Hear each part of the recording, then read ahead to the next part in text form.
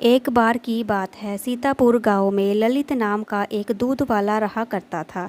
उसके पास एक गाय थी। वो गांव में दूध बेचा करता था। हर कोई उसके घर से दूध सुबह सुबह दूध लेने के लिए एक कतार में खड़े हो जाते थे। एक रोज ललित, सुनो जरा, दूध निकालने वाली बाल्टी देना, जल्दी करो, वो लोग आने ही वाले होंगे। मोना, मैंने पहले ही तबेले के पास बाल्टी रख दी है, आप जल्दी से दूध निकालना शुरू कर दीजिए। ललित दूध निकालना शुरू कर देता है। धीरे धीरे लोगों की भीड़ बढ़ने लगती है। लोग आते हैं, दूध लेकर चले जाते हैं। तभी एक बूढ़ा आदमी आता है। बूढ़ा, बेटी, थोड़ा ज़्यादा दूध मिल जाएगा क्या? मोना, चाचा जी, इतना ही बचा है। बूढ़ा, मुझे लगता है बेटा तुम्हें कुछ और गाय खरीद लेनी चाहिए, इससे कोई भी खाली हाथ नहीं लौटेगा। मोना, हाँ, आप ठीक कह रहे हैं दादाजी, वहाँ अभी भी कुछ और लोग दूध लेने के लिए बचे हुए थे। मोना, माफ़ कीजिए, आज दूध खत्म हो चुका है। जिनके लिए भी दूध नहीं बचा वो सब शाम को आना है। औरत, आज फिर से दूध खत्म हो गया, समझ नहीं आता कितनी जल्दी आऊँ। मोना, तुम कुछ और गाय क्यों नहीं खरीद लेती? मोना, मैं भी यही सोच रही हूँ दीदी, मुझे भी अच्छा नहीं लगता ऐसे सबका खाली हाथ जाना। मैं इनसे बात करके देखती हूँ क्या होता है। मोना, सुनिए ना, मैं कह रही हूँ कि हमें कुछ और गाय खरीद लेनी चाहिए। हमेशा कोई ना कोई रह जाता है। अब तो हमारा काम भी अच्छा चलने लगा है, कुछ और गायें खरीद लेते हैं ना। ललित, चलो ठीक है, मैं बात करता हूँ इधर उधर। मोना, चलिए नाश्ता कर लीजिए। नाश्ता कर लेने के बाद ललित, मोना, मैं ज़रा आसपास के गांव में जा रहा हूँ। इसके बाद ललित गांव को खरीदने पास के गांव में के तबेले में चला गया। ललित, नमस्ते भाई, गाय बेचने वाला। अरे ललित भाई, कैसे हो? ललित, बस प्रभु की कृपा से ठीक हूँ। कुछ गाय खरीदनी थी, इसलिए यहाँ चला आया। पहले वाली गाय तो आपकी बहुत अच्छी दी थी, एकदम शांत और दूध भी गाढ़ा था। इस बार भी हमें ऐसी ही गाय चाहिए जो शांत हो और जिसका दूध एकदम गाढ़ा हो। गाय बेचने वाला, हाँ हाँ, क्यों नहीं भाई, हम तुम्हें अच्छी ही गाय दिखाएंगे। ये देखो, ये हमारे तबेले की सबसे अच्छी गाय है। ये शांत भी है और दूध भी गाढ़ा देती है। ललित ने गाय के सर पर हाथ रखा। गाय एकदम शांत थी। गाय बेचने वाला, रुकिए, मैं आपके सामने दूध निकाल कर दिखाता हूँ। गाय बेचने वाला आवाज़ लगाते हुए, राजू और झींगा, अरे कहाँ मर गए दोनों भाई, किसी काम के नहीं। राजू और झींगा गाय के तबेले में रखे हुए भूसे के ढेर पर लेटे हुए थे। आपस में बात कर रहे थे। झींगा, ओए राजू, यार तुझे मालिक बुला रहे हैं। राजू, नहीं झींगा, तुझे बुला रहे हैं। झींगा बोला, ना, तुझे बुला रहे हैं, मैं तुमसे बड़ा हूँ, तू जा। राजू, तू सिर्फ मुझसे 1 मिनट बड़ा है, समझा, ज़्यादा धौंस मत दिखा। तेरे से पहले अगर मैं आ जाता तो आज मैं बड़ा होता, समझा। इतने में उसके मालिक आ जाते हैं। मालिक, गाय बेचने वाला, क्या रे, तुम दोनों कामचोरों को जरा काम के लिए क्या बोलो तो तुम्हें मौत आ जाती है। राजू, जरा दूध निकाल उस गाय का, और झींगा तुम तबेले की सफाई करो। झींगा, मालिक, उसे तो आपने दूध निकालने का काम दे दिया और मुझे सफाई करने का काम दे रहे हैं। मालिक, तू चिंता मत कर, उसके बाद तो वो भैंसों को नहलाएगा। अब तो खुश है। राजू ने तबेले वाले को एक लोटे में दूध निकाल कर दिया। ललित, हाँ भाई, दूध तो बढ़िया है, स्वादिष्ट भी है, लग रहा है, और ये गाय तह रही। ललित, ले बिरजू, जरा तू भी चख। बिरजू, हाँ मालिक, ये तो वाकई बढ़िया है। इसके बाद ललित और बिरजू दोनों घर जाने लगते हैं। रास्ते में अचानक मौसम खराब हो जाता है। ललित और बिरजू गाय और उसके बछड़े को लेकर भागने लगते हैं। ललित, बिरजू, तू गाय और बछड़े को तबेले में बांध दे। बिरजू, ठीक है मालिक। बिरजू गाय बांधने के लिए तबेले में जाता है। थोड़ी ही देर में वो भागता भागता ललित के पास आता है। बिरजू, मालिक मालिक, बछड़ा मिल नहीं रहा। ललित, ये क्या बोल रहे हो, बछड़ा कहाँ गया? बिरजू, मालिक, लगता है आते वक्त तूफान में वो मेरे हाथ से छूट गया। ललित, मोना तुम इनको देखो, मैं उसको लेकर आता हूँ। मोना, सुनिए जी, मौसम धीरे धीरे खराब हो रहा है, आप मत जाइए। ललित, तुम कैसी बात कर रही हो? वो गाय मेरे भरोसे आई है और मैं उसके बच्चे को मरने के लिए छोड़ दूँ? मोना, जो आज बिरजू को भी लेके जाइए आप। ललित, अगर हम दोनों चले गए तो तुम्हारे ऊपर सारा काम आ जाएगा, तुम परेशान मत हो, मैं उसे जल्दी लेकर आ जाऊंगा। इसके बाद ललित बछड़े को ढूंढने चला गया। वो उसी रास्ते पर चलने लगा जहां वो आया था। कुछ दूरी पर उसे गाय की आवाज़ आने लगी। ललित तुरंत उस गाय की आवाज़ का पीछा करने लगा। वो देखता है कि एक गाय और उसके सामने उसका बछड़ा उसी की ओर आ रहे हैं। ललित बछड़े को देखते ही खुश हो गया। ललित ने जैसे ही बछड़े को पकड़ा और जाने लगा, वैसे ही गाय रुक गई। ललित को थोड़ा अजीब लगा। ललित, लगता है तुम भी इस बछड़े की तरह यहाँ खो गई हो, चलो मेरे साथ चलो। ललित दोनों को लेकर घर आ गया। मोना, ये क्या जी, आप तो बछड़ा लाने गए थे, ये गाय भी साथ लेकर आए। ललित, जब मैं जंगल गया तो मैंने देखा कि ये गाय हमारे बछड़े के साथ मेरी तरफ आ रही थी और इस गाय ने हमारे बछड़े की सुरक्षा की, तो इसकी सुरक्षा करना भी मेरा दायित्व है। मैं कल ही कोतवाल के पास जाकर इस गाय के बारे में बता दूंगा और किसी की होगी तो लेने आ जाएगा। इससे ज़्यादा काम क्या कर सकता हूँ मैं, और तब तक ये खा लेगी हमारे गाय के साथ थोड़ा बहुत चारा। ललित खाना खाकर सो गया। अगले दिन ललित, बिरजू जल्दी आ। ललित, मोना बाल्टी रखवा दी? मोना, हाँ रखवा दी। ललित और बिरजू दोनों गाय से दूध निकालने लग गए। बिरजू, भैया ओ देखिए, वो बछड़ा उस गाय के पास चला गया। ललित, रहने दे, कोई बात नहीं, जब दूध नहीं मिलेगा वो वहाँ तो खुद ही आ जाएगी, बच्चा है ना, भूख लगी होगी।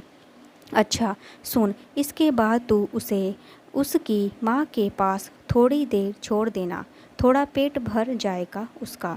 ललित और बिरजू दोनों ने गाय का दूध निकाला। गांव के लोग फिर दूध लेने के लिए इकट्ठा होने लगे। मोना, आज कितना चाहिए? बूढ़ा, बेटा 1 किलो दे दो, बहुत दिन हो गए हैं गाजर का हलवा खाया हुआ। तुम्हारी चाची ने कहा कि अगर खाना है तो दूध लेकर आना पड़ेगा।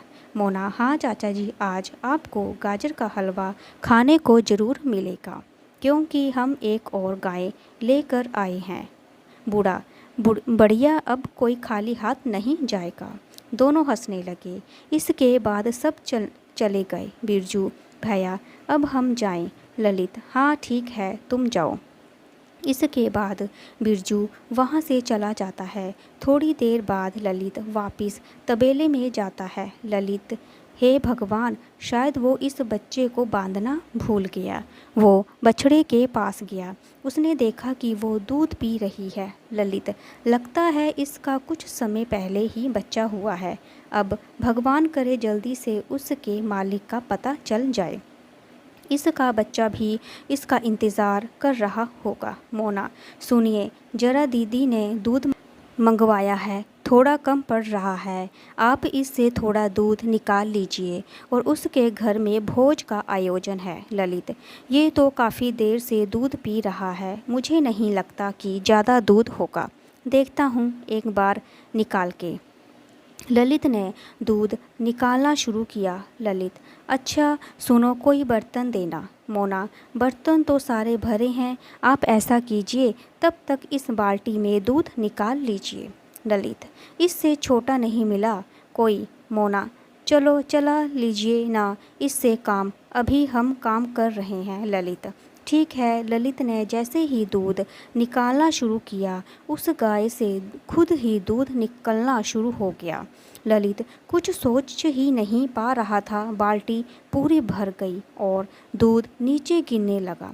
ललित, बंद हो जा, बंद हो जा, रुक जा मेरी माँ। अचानक दूध अचानक आना बंद हो गया। फिर से ललित ने निकालने की कोशिश की, दूध फिर से आना शुरू हो गया। ललित, बंद हो जा, दूध आना बंद हो गया। ललित जल्दी से अंदर जाकर बाल्टी लेकर आओ।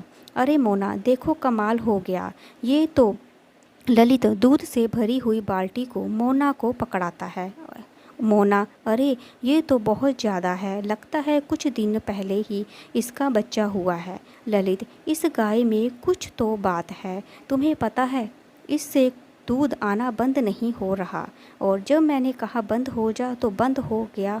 और मोना, सुनिए जी, मुझे लगता है ईश्वर की कृपा है, वरना इस तूफान में पहले तो हमारे बछड़े को बचाया और अब इसका इस तरह दूध देना, मुझे लगता है प्रभु की कृपा है। सुनिए जी, ये बात आप किसी को मत बताइएगा। ललित, लेकिन ये हमारी गाय नहीं है, कभी भी इसका मालिक इसे लेने आ सकता है। मोना, लेकिन जब तक इसका मालिक नहीं आता तब तक हम इसकी देखभाल कर लेते हैं। ललित, ठीक है, नहीं, चलिए ललित, चलो। ललित ने दूध निकालना शुरू किया। दूध अपने आप आना शुरू हो गया। मोना बर्तन लाती गई, बर्तन भरते गए, और इस तरह मोना ने घर के सारे बर्तन भरवा दिए।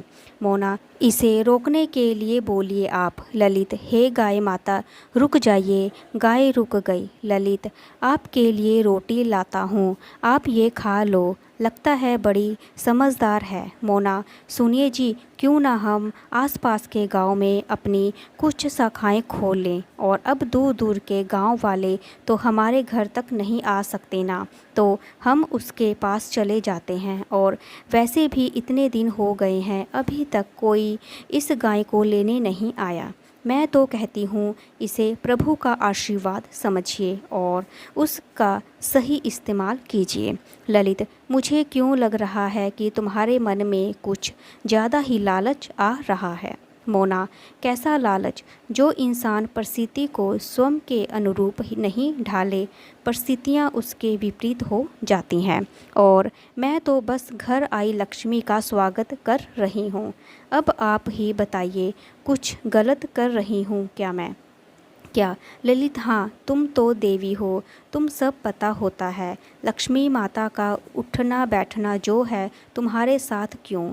मोना, आपको तो कुछ नहीं पता। इसके बाद ललित जगह जगह अपनी दूध की दुकान खोलना शुरू कर देता है, और देखते ही देखते ललित का काम चलने लगता है। ललित का एक बड़ा घर बनवा लेता है, और एक दिन ललित नोटों की गड्डियों को गिन रहा होता है। मोना, अब ये सब बंद कीजिए, कितना काम करेंगे, चलिए बंद कीजिए। ललित, ठीक है, लो कर दिया।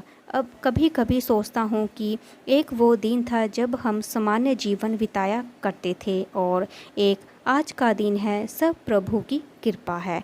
मोना, मैंने तो कहा ही था आपसे, देखिए जिसे आप लालच कह रहे हैं आखिर समझदारी निकली ना।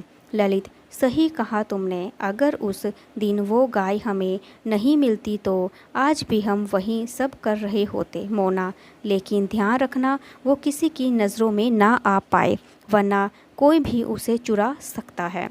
मोना, बिरजू कहाँ है? दूध गर्म किया या नहीं? बिरजू, लाता हूँ दीदी, लीजिए दीदी। मोना, ठीक है, अब तू जा। इसके बाद मोना और ललित सो गए। रात को तबेले में आग लग जाती है, सारी गायें चिल्लाने लगती हैं, और ललित तुरंत उठकर बिरजू को आवाज़ देता है। बिरजू नींद से तुरंत उठकर वहाँ पानी डालने लगता है। थोड़ी देर में सब ठीक हो जाता है। ललित गांव को दूसरी जगह ले जा रहा होता है, तभी वो देखता है कि जादुई गाय उसमें नज़र नहीं आ रही। ललित मोना को सब बता देता है। मोना, अब क्या करें, हम दूध कैसे पहुंचाएंगे दुकानों में? ललित, मैं ऐसा करता हूँ, कुछ समय के लिए दुकानें बंद कर देता हूँ। मोना, ठीक है, यही सही रहेगा। ललित सब जगह ढूंढता है, पूरी रात बीत जाती है। मोना, कुछ तो खा लीजिए। ललित, कैसे खा लूँ, तुम ही बताओ, पता नहीं वो कहाँ चली गई, उसकी वजह से आज हम ये ज़िंदगी जी पा रहे हैं, और आज तक उसकी कोई खबर नहीं मिल पा रही। तो तुम चाहती हो कि ये सब जानने के बाद भी मैं चैन से खाना खा लूँ? ललित पूरा दिन उसे ढूंढता है लेकिन वो गाय नहीं मिलती। थक कर ललित शाम को घर वापस आ जाता है। मोना ललित के लिए पानी लाती है लेकिन तब तक वहाँ एक बूढ़ी अम्मा आ जाती है। अम्मा, क्या हुआ ललित बेटा, सब ठीक है? ललित, नहीं अम्मा, मेरी गाय कहीं चली गई है, पता नहीं कैसी होगी। अम्मा बेटा तू चिंता मत कर, पशु अपने मालिक के पास ज़्यादा देर नहीं रह पाता, वो जल्दी ही वापस आ जाएगी। ललित, बस भगवान करे ऐसा ही हो जाए। अम्मा, चल अब मैं चलती हूँ, फिक्र मत कर, सब ठीक हो जाएगा। मोना, कुछ तो खा लीजिए, इस तरह बिना खाए आप कब तक उसे ढूंढते रहेंगे? आप कमज़ोर हो गए तो फिर हमारी लाड़ों को कौन ढूंढेगा? ललित खाना नहीं खाता, वो कोई कुछ भी नहीं पीता और घर के दरवाजे पर बैठकर अपनी गाय के घर आने का इंतज़ार करता रहता। पूरा दिन थक जाने के कारण ललित की नींद आ जाती है। ललित सपना देखता है कि ललित अपनी गाय को ढूंढ रहा है। सपने में ललित, लाडो कहाँ है तू, जल्दी आ जा घर। तभी लाडो उसे कोहरे में से आते हुए दिख रही होती है। उसके गले की घंटी बज रही है और वो धीरे धीरे उसके पास आ रही है। जैसे ही वो गाय को हाथ लगाता है उसकी आँख खुल जाती है। वो देखता है गाय उसके पास बैठी है और खुश हो जाता है। ललित, मोना हमारी लाडो आ गई है। मोना देखिए, सब ठीक हो गया है ना?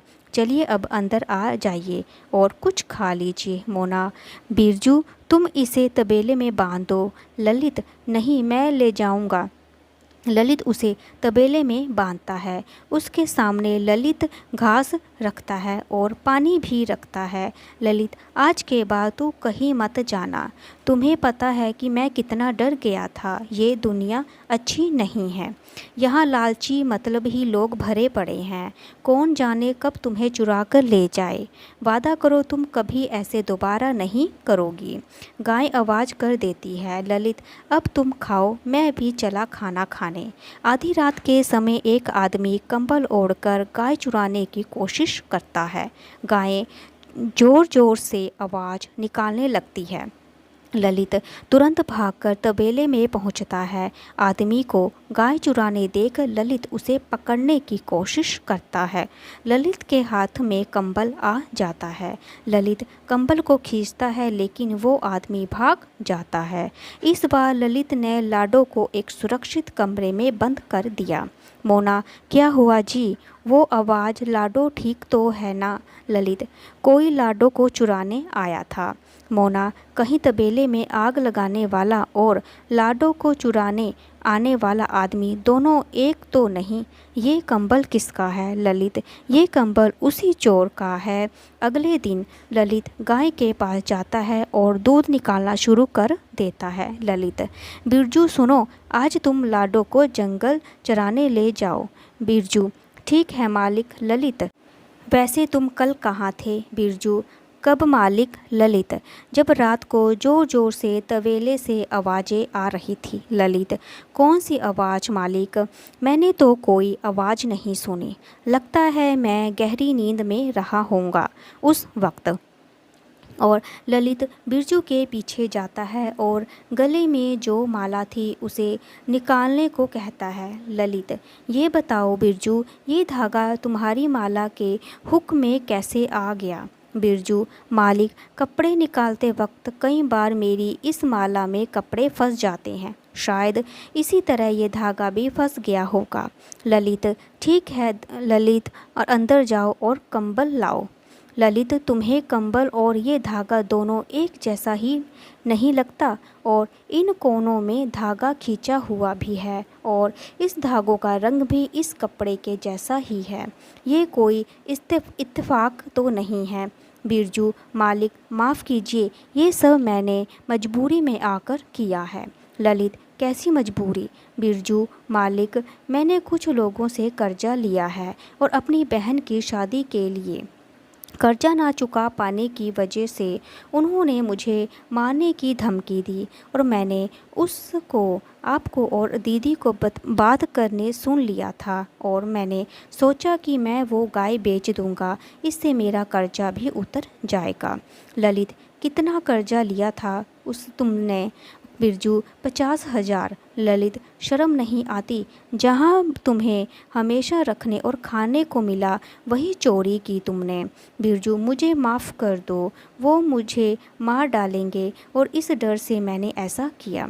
ललित अंदर आ गया और पैसे लेकर आया। ललित, जा उसे और उन्हें पैसे दे दे। तूने ये कर अपनी बहन के लिए किया है, अगर यहाँ कोई और होता तो तुझे जेल भिजवा देता। बिरजू ये सब सुनकर चला जाता है। ललित के पास वहीं अम्मा आती है और ललित, अम्मा आप। अम्मा, बेटा क्या हुआ? तू बड़े परेशान लग रहा है।